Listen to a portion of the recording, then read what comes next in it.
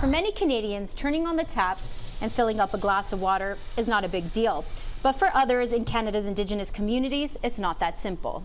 When it comes to water with Indigenous communities in Canada, there are a variety of different issues, and not every community has the same challenges. Some don't have infrastructure, and so may not have proper water filtration or water treatment. Others, it's as simple as there's no connection between homes and the water source. Having access to clean and safe drinking water is on the agenda at the UN Water Conference in New York for World Water Day on March 22nd.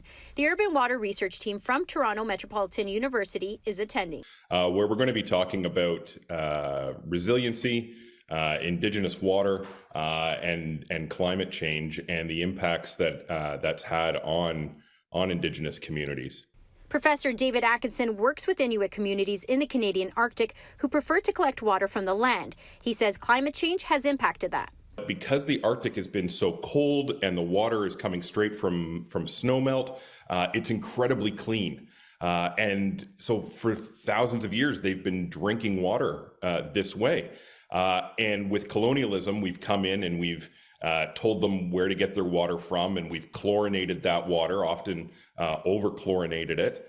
And there's still a desire to collect and consume that raw natural water. It's healthy for them. But climate change is changing that. The water is warming up. There's less snow. And with warmer water and less snow, there's a higher risk of bacteria and viruses and algae growth. There are 28 reserve communities across Canada under long-term federal drinking water advisories. 21 of them are in Ontario, 3 in Manitoba, and 4 are in Saskatchewan.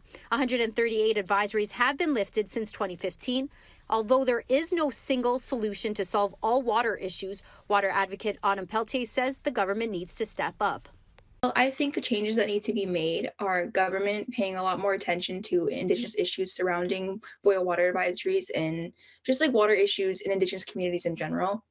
And I think that today we should be talking about those things and acknowledging those things and Indigenous issues in Canada because, boil water advisories is a huge thing, but it doesn't look like a huge thing to the rest of the world, but it is because of how overlooked that it is. The UN Water Conference 2023 wraps up on March 24. For City News, I'm Stella Acquisto.